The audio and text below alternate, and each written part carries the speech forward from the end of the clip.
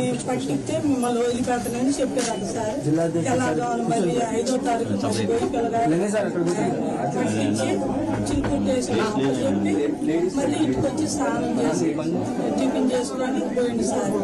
Water నేను పోయినా కూడా 5వ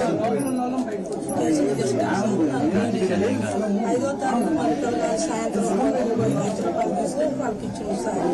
వాళ్ళకి ఇచ్చిన తర్వాత 6కి పోనీలు 7కి పోనీలు 8వ తారీఖు రాజేసి ఇచ్చింది బంకులో మేనేజర్ అయితే మన అబ్బాయి ఇచ్చింది సార్.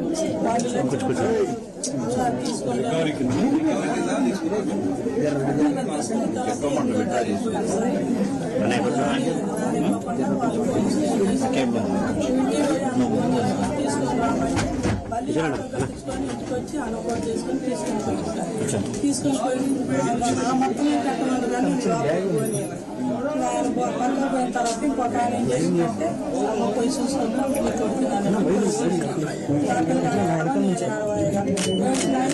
మళ్ళీ అమ్మటే బయటకు వచ్చింది సార్. ఏం మాట్లాడాలి బయటకు వచ్చింది సార్. మళ్ళీ 10వ తారీఖు జైలుకి తీసుకొచ్చారు సార్. కోర్టుకి తీసుకొచ్చారు. ఆ రోజు పిల్లగాడు నడవలేకపోతుంది సార్. ఒక అడుగు వేసి అడుగు తీయలేకపోతాడు.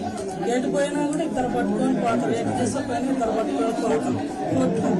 అయితే లోపల తీసుకొస్తారు, బయటకు తీసుకొస్తారు. లోపల దింగి పక్కనే మేము పోయినా కూడా మమ్మల్ని ఎంటనే ఆడేది. అసలు మీరు దూరంగా ఉండడానికి మమ్మల్ని అల్లకి పోయినా కూడా పిల్లగాడి దగ్గరికి అయితే మమ్మల్ని పోయలేదు సార్.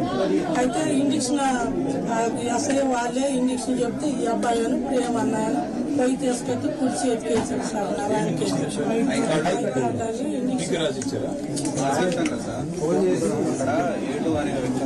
ల్యాబ్ లో పనిచేస్తారు.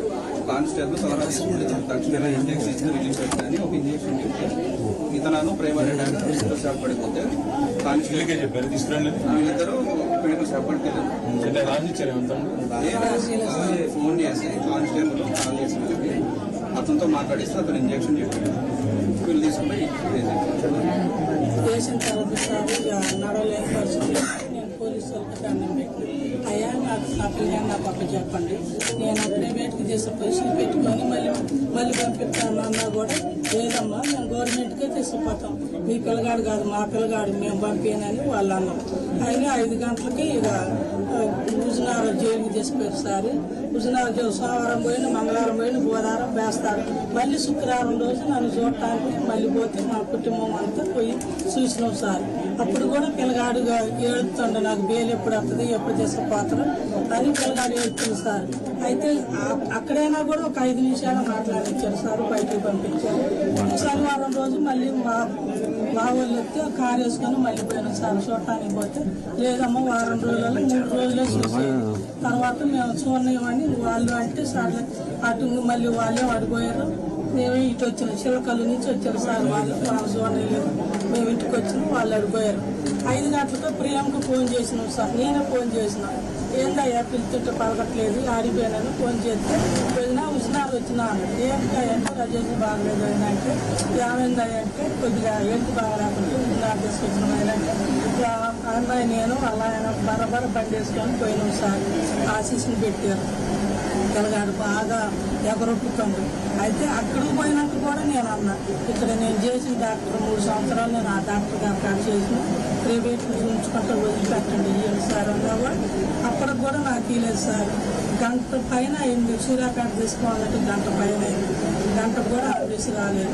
ఆ నుంచి మళ్ళీ సూర్యాపేట పోయిన తర్వాత ఇంకా సూర్యాపేట నుంచి మళ్ళీ హైదరాబాద్కు రాశారు.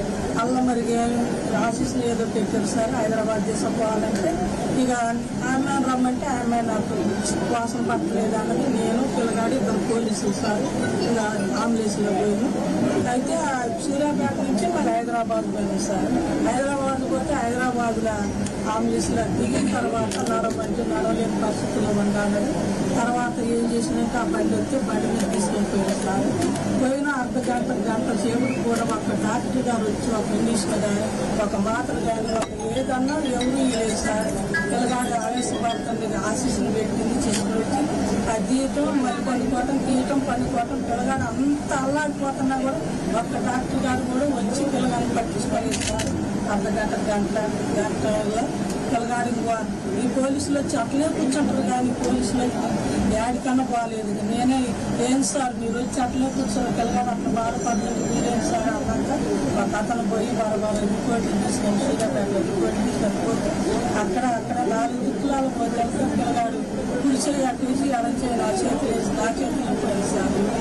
ఊపిరి పోయిన తర్వాత వాళ్ళు వచ్చి అప్పుడు ఎదురమ్మలు చేసి ఇట్లా నొక్కుతారు అన్నారు. అయితే నా కొడుకు బతికిందిలే అనుకున్నా నేను సార్. అప్పుడు గ్లూకోజ్ పెట్టి సార్. తర్వాత మళ్ళీ ఆశీస్సులు అయ్యేందుకు పెట్టడానికి సార్ లేదు బాడీ అని మళ్ళీ కారు తీసింది సార్. ఈ పిల్లగాడితో బాడీ శాపించట్లేదు, లేడు అయిపోయింది అన్నాక అప్పుడు తర్వాత వచ్చింది సార్. జరిగింది సార్. హిట్ టీవీ యాప్, ఇందులో short news, live news, entertainment shows, movies, digital magazines తో పాటు మీ జిల్లా వార్తలను కూడా ఫ్రీగా చూడొచ్చు.